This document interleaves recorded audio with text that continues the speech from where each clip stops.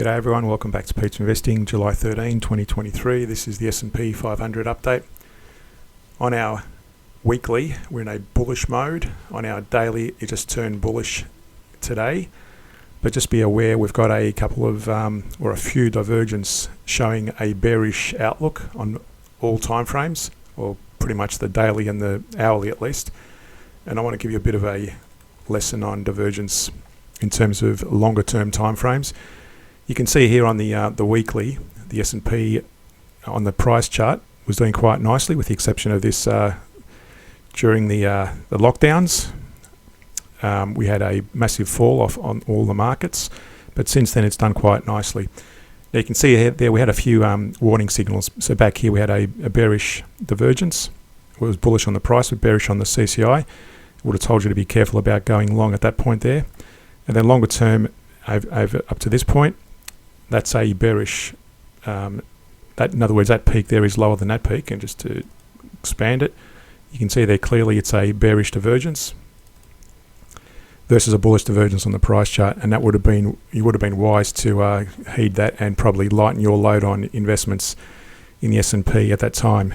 Now, had you got caught out in that period, you probably would have been better off. Obviously, you would have known about the news anyway, I guess, but that you would have probably, in profit, you would have probably taken some profits and gotten out of the market. Now, in terms of going short during that period, it would have been, in hindsight, looking at the Fibonacci range between that recent low and that high, anything breaking below that 61%, you would have been wise to go short around that area there, and then at that point, take some profits. Looking at the lower time frames, so that again, when we're trading these, we usually trade on at the daily or even the hourly, but this is just going on based on the weekly outlook.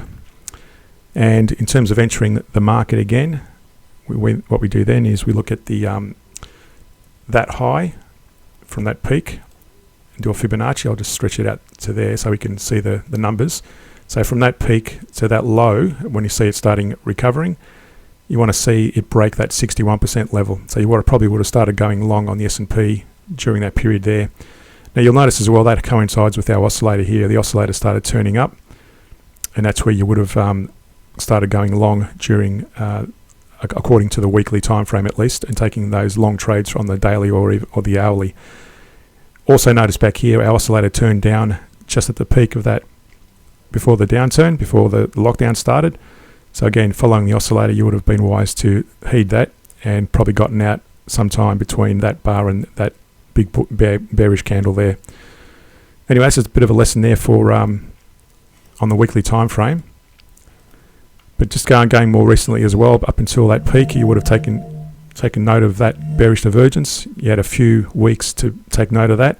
There was a bullish divergence on that one, and before it started taking a bit of a downturn.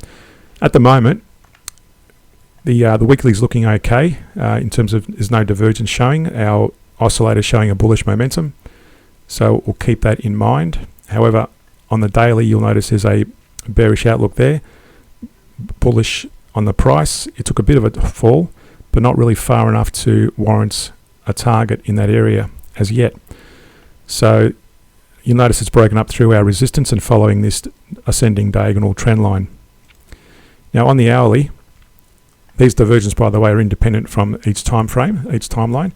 So you can see there on the hourly, we've got a few different, if I zoom back far enough, you've got a few different divergences. This one between that peak on the price and that peak was in bearish mode on the CCI, and it eventually broke to the downside and hit our target. And then more closely, we had a small one there. I won't talk about that one, but there was a small divergence, bearish divergence there. It broke down. There's another bearish divergence during that period. Again, a bullish on the price. So you could have taken that little trade there and probably gotten out somewhere in there. And then more recently, we've got this bearish divergence here between those peaks. And again, that you can see there, that's a bearish divergence versus a bullish divergence on the price. It hit our resistance, and the price sort of consolidated in there for a few hours, and it finally fell. Now, you'll notice as well, up until now, from that peak to that peak today, we're in a bearish mode on the CCI, and from the same period, let's go from that area to that peak, we're in a bullish mode. So you can see that the CCI is starting to fall off. We still may see further upside on the price, but again, so long as the CCI stays below that point there, we're going to consider this a bearish divergence and potentially see a price drop from there.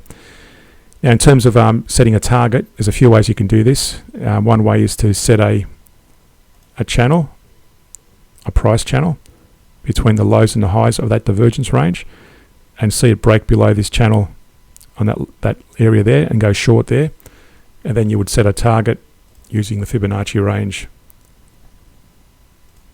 from that high to that more recent low. You could have taken the low there, it doesn't really matter, just taking a Fibonacci range. So let's assuming the price breaks down from there and it breaks below that channel. That's where you enter a short, and you probably take, to be higher probability of success of executing the trade, you probably take a target somewhere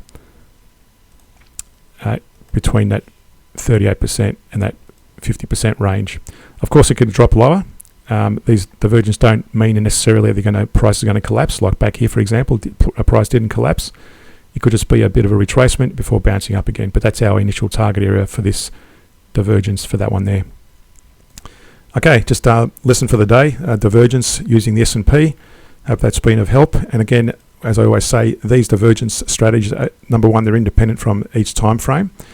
And secondly, they're not related to the trend following strategy, which I'm showing you here. The weekly and the daily are going long, and trade when trade one of our trading strategies long only.